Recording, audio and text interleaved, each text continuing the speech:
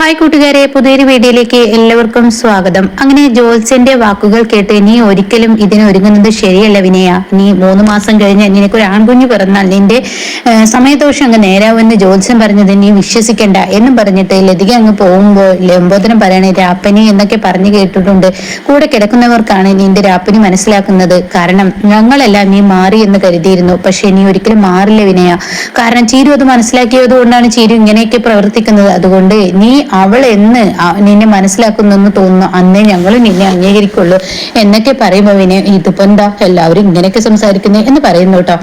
പിന്നീടാണെങ്കിൽ സത്യനെയാണ് കാണിക്കുന്നത്. സത്യൻ ഇങ്ങനെ ഇന്ദ്രനോട് പറയാണ്, ഇന്ദ്രേട്ട നല്ല ക്ഷീണുണ്ട് ഇന്ദ്രേട്ടന്റെ മുഖത്ത്, ഇന്ന് ഞാൻ അമ്മയുടെ കൂടെ ഞാൻ നിന്നോളാം. അത് വേണ്ട, കാരണം ഇന്ന് കഴിഞ്ഞാൽ നാളെ ഡിസ്ചാർജ് ആണ്. അപ്പോ നാളത്തെ ഒരു ഇന്നത്തെ ഒരു ദിവസമല്ലേ, അത് കുഴപ്പമില്ല എന്ന് പറയാനിട്ടോ. ഇതേ സമയം അല്ല, ഇവിടെ പ്രതിഭയുടെ അച്ഛനും അമ്മയൊക്കെ ഉണ്ടല്ലോ പ്രതിഭക്ക് തുണക്ക്, അതുകൊണ്ട് തന്നെ ഞാൻ പോയിക്കോളാം. അത് വേണ്ടടാ, നിന്നോടല്ലേ പറഞ്ഞത്. എന്നാൽ ഇതേട്ടാ, അതെ ആ ബില്ല് എല്ലാം കറക്റ്റായി നമ്മുടെ കൈകളിൽ തന്നെ കിട്ടണം.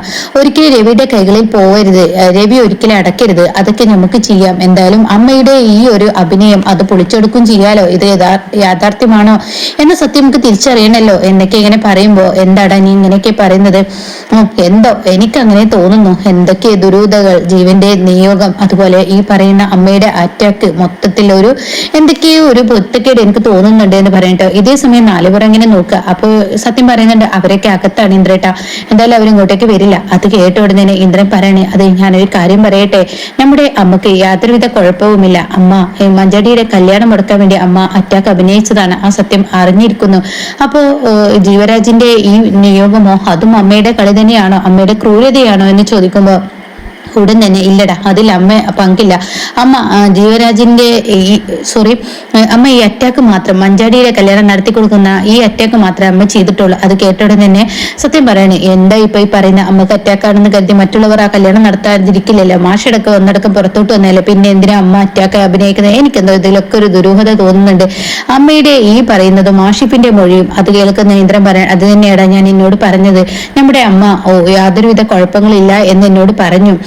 അതുകൊണ്ട് തന്നെ ഇവിടെ ഇപ്പൊ അമ്മയെ മനഃപൂർവ്വം ആരോ കരുവാക്കുന്നുണ്ട്. ഇതിലെ നല്ല പിടിപാടുള്ള ഒരാൾ കളിക്കുന്നുണ്ട്. അത് ആരാണെന്ന് മനസ്സിലാവുന്നില്ല. എന്തായാലും അയാളുടെ ബുദ്ധിമാനായ അയാളുടെ കളി കൊണ്ടാണ് ഇപ്പൊ ഇനി അമ്മയുടെ നേർക്കാണ് ഇതൊക്കെ കുറ്റങ്ങൾ വരുന്നതെന്ന് പറയട്ടെ. അത് കേൾക്കുന്ന സത്യം പറയണേ, എന്തായാലും അമ്മക്ക് കിട്ടേണ്ടത് തന്നെ കിട്ടി, അമ്മക്ക് ശിക്ഷ അനുഭവിക്കണം എന്ന് പറയുമ്പോൾ നമ്മുടെ അമ്മയാണ് അറിയാതെ ഇതിൽ അകപ്പെട്ടു എന്നുള്ളൂ. എന്താണെങ്കിലും അമ്മ ചെയ്തത് അത്ര ശരിയല്ല. ഇത് അമ്മ നമ്മുടെ നല്ല കാര്യത്തിൽ എന്തിനാണെങ്കിലും ഇതിന് ഞാൻ കൂട്ടു നിൽക്കില്ല. ഇതിനെ ഇനിയിപ്പോ ഇന്ദ്രേട്ടൻ കൂട്ടു നിൽക്കുകയാണെങ്കിൽ തീർച്ചയായും ഇന്ദ്രേട്ടനെ അമ്മക്കും എതിരെ ഞാനായിരിക്കും കേസ് കൊടുക്കുന്നത്. അത് കേൾക്കുന്ന ഇന്ദ്രൻ എന്താണ് നിനക്ക് എന്ന് പറഞ്ഞ് ഒച്ച കൊടുക്കുമ്പോഴേക്കും പ്രതിഭ ഇത് കേട്ടിരിക്കുന്നു കേട്ടാ. പ്രതിഭയെ കണ്ട ഇന്ദ്രൻ പെട്ടെന്ന് അവിടെ നിന്ന് സംസാരം നിർത്തിയിട്ട് ഞാൻ പോട്ടെ എന്ന് പറയണേ. എന്തായാലും അമ്മ നാളെ വരും പ്രതിഭ, നീ അമ്മയുടെ റൂമൊക്കെ ഒന്ന് ക്ലീൻ ചെയ്ത് വെച്ചേക്ക്. പിന്നീട് അങ്ങ് തിരിഞ്ഞു വന്നിട്ട്, അയ്യോ അത് വേണ്ട, നീ ക്ലീൻ ചെയ്യണ്ട, നാളെ സോന വന്നിട്ട് തന്നെ ക്ലീൻ ചെയ്തോളും എന്നും പറഞ്ഞു പോകുന്നു കേട്ടോ. ഇതേ സമയം പ്രതിഭ ഒച്ച കേട്ട്, ഞാൻ പുറത്തോട്ട് വന്നത് അച്ഛനും അമ്മയും വരാൻ ഒരുങ്ങുകയായിരുന്നു, എന്നാൽ അവര് വരണ്ട എന്ന് പറഞ്ഞ് അവരെ പിടിച്ചു വെച്ച് ഞാൻ വന്നതാ. എന്തായാലും അത് ഭാഗ്യമായി, നിങ്ങളുടെ ഈ സംസാരം അവരും കേട്ടിരുന്നു എന്നൊക്കെ ഇങ്ങനെ പറയുമ്പോൾ പ്രതിഭയെ കാര്യങ്ങൾ കൈവിട്ടു പോവുകയാണ്.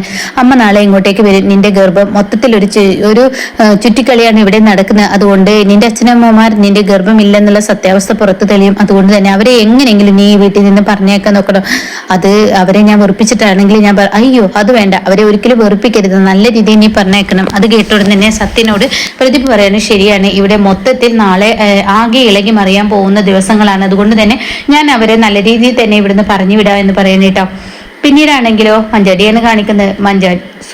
പിന്നീട് തുരുത്തിലുള്ള ഈ ജീവരാജിന്റെ കൂട്ടുകാരായ മുരുകനെയും പവിത്രയാണ് കാണിക്കുന്നത്. അപ്പൊ സൂസമ്മ അവിടെ ഉണ്ട്. സൂസമ്മ പറയണ, എന്നാലും എന്റെ കുഞ്ഞിനെ ഈ കണ്ട ദിവസങ്ങൾ കിട്ടില്ലെന്ന് 3-ാം പക്കായി എനിക്ക് ഇതിലൊക്കെ തോന്നുന്നത് ഈ ആഷിഫിന്റെ കരങ്ങൾ ഇതിലുണ്ടെന്നാ തോന്നുക. കേൾക്കുന്ന പവിത്രം പറയാൻ, എന്തിനാ അപ്പൊ ആഷിഫിന് ഇതിലൊക്കെ കൈയിടേണ്ട ആവശ്യം?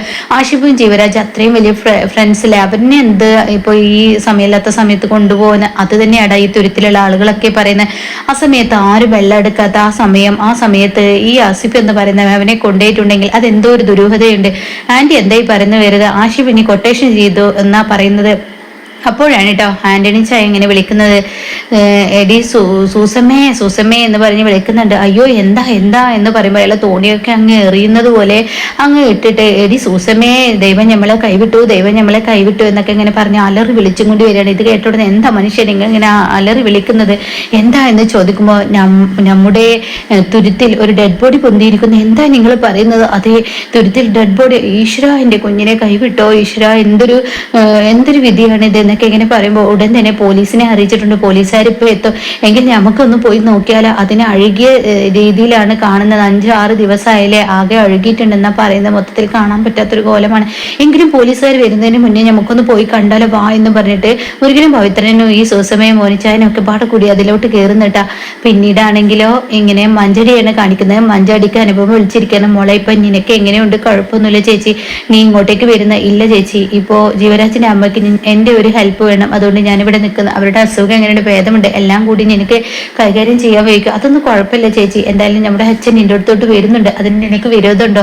അച്ഛൻ എപ്പോൾ വേണമെങ്കിലും എൻ്റെ അടുത്തോട്ട് വരാല്ലോ ചേച്ചി, എന്താ ഇങ്ങനെ ചോദിക്കുന്നത്? അല്ല നിനക്ക് ഇനി അച്ഛനെ കാണുമ്പോൾ എന്തെങ്കിലും ബുദ്ധിമുട്ട്? എന്താ ചേച്ചി ഇങ്ങനെയൊക്കെ പറയുന്നത്?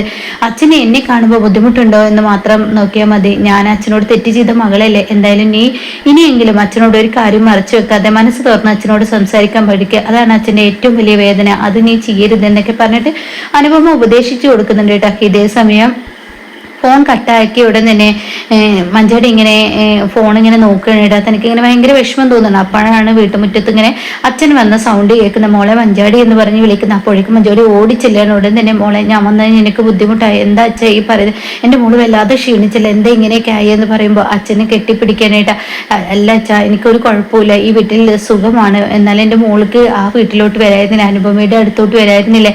അത് കേട്ടോടുന്ന എനിക്കിവിടെ യാതൊരുവിധ കുഴപ്പങ്ങളില്ല, ജീവന്റെ അമ്മക്ക് കുറച്ച് സുഖമില്ല എന്ന്. അതാണ് മോളെ ഞാൻ പറഞ്ഞത്, നിനക്ക് സുഖമില്ലല്ലോ, എൻ്റെ മോള് വല്ലാതെ അങ്ങ് ക്ഷീണിച്ചിരിക്കുന്നത് കൊണ്ട് അങ്ങോട്ടേക്ക് പോര്, അനുപമയുടെ കൂടെ കുറച്ച് ദിവസം നീ ഇവിടെ നിൽക്ക്. അത് പറ്റത്തില്ല അച്ഛാ, കാരണം ജീവരാജിന്റെ അമ്മ ഇവിടെ ഒറ്റക്കാണ്, എൻ്റെ ഒരു ഹെൽപ്പ് ഉണ്ടെങ്കിൽ അവർക്ക് ഇതൊരു സമാധാനമാണ് അല്ലച്ചാ എന്നും പറഞ്ഞിട്ട് മഞ്ചാടി ഇങ്ങനെ സംസാരിക്കാനിട്ട. അച്ഛൻ്റെ മകൾ തെറ്റ് ചെയ്തവളാണ്, അതെനിക്ക് നന്നായി അറിയാം. അച്ഛനെ വാക്കുകൾ കേൾക്കാതെ ഞാൻ പുറത്തിറങ്ങി സ്വയം ജീവിതം തിരഞ്ഞെടുത്തവളാണ്, പക്ഷെ അത് കരക്കെത്തിക്കാൻ എനിക്ക് കഴിഞ്ഞില്ല, അതുകൊണ്ടൊക്കെ മാപ്പുണ്ട് എന്നൊക്കെ ഇങ്ങനെ പറയുമ്പോൾ എന്തിനാ മോളെ ഇങ്ങനെയൊക്കെ പറയുന്നത്? എന്തായാലും ദൈവവിധികൾ അതായിരിക്കും എന്ന് കരുതാം. എന്തായാലും മോൾ അങ്ങ് പോന്നേക്ക്. ഇല്ല അച്ഛാ എനിക്കിപ്പോൾ ഇവിടെ വേണം, എങ്കിൽ എൻ്റെ കുഞ്ഞിനെ ഞാൻ അനുപമയെ ഇങ്ങോട്ടേക്ക് വിട്ടുതരാം. കാരണം എൻ്റെ കുഞ്ഞിനെ തലയിൽ രാസനാദി പൊടിയിടാൻ പോലും അറിയാത്ത മോളാണ്. എൻ്റെ മോളെ രാസനാദി പൊടിയിട്ട ചേച്ചിമാർ കിടന്ന് ഓടുന്ന അങ്ങനെ താലോലിച്ച് വളർത്തി എൻ്റെ കുഞ്ഞാണ്. ഇപ്പോഴവൾ കുഞ്ഞാണ്, അതുകൊണ്ട് തന്നെ അവൾക്ക് തുണയായ അനുപമയെ ഇങ്ങോട്ടേക്ക് പറഞ്ഞേക്കാം എന്നൊക്കെ പറയുമ്പോൾ മഞ്ചാടി പൊട്ടി പൊട്ടി കരഞ്ഞു പോവാണ് കേട്ടോ. ഇതേ സമയം ജീവന്റെ അമ്മയുടെ എന്നൊക്കെ ചോദിക്കുന്നുണ്ട്. അപ്പോൾ ഉടൻ തന്നെ അമ്മ അവിടെ കിടന്നുറങ്ങും. എന്നാ അച്ഛന് ഞാനൊരു ചായ എടുക്കട്ടെ എന്ന് പറഞ്ഞ് മഞ്ചാടി അങ്ങ് പോകുന്നു കേട്ടോ.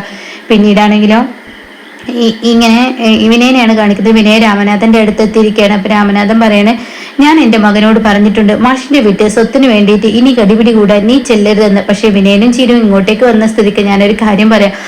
അതെന്നെ എന്താണ് ശബരിയുടെ അച്ഛ, എനിക്കും ഉണ്ട്.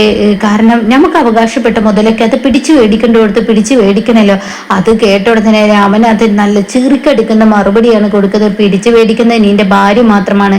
മാഷ് നല്ല നിലക്ക് നീ യോഗ്യനാണെന്ന് കരുതിയിട്ടില്ലേ ചീരുവിനെ നിന്റെ കൈകളിൽ ഏൽപ്പിച്ചെന്ന്. അതിനെനിക്ക് അത് തിരികെ തരികയും ചെയ്തു. പിന്നെ മാഷിന്റെ കുടുംബത്തുള്ള സ്വത്ത് അതിന് എനിക്ക് യാതൊരു യോഗ്യതയില്ല എന്നിങ്ങനെ പറയുമ്പോൾ വിനയന്റെ മുഖം ഇങ്ങനെ മാറി മറിയാനിട്ടാ. അപ്പൊ ഇങ്ങനെയൊക്കെയുള്ള ഒരു എപ്പിസോഡാണ് ഇന്ന് വന്നിരിക്കുന്നത് കേട്ടോ.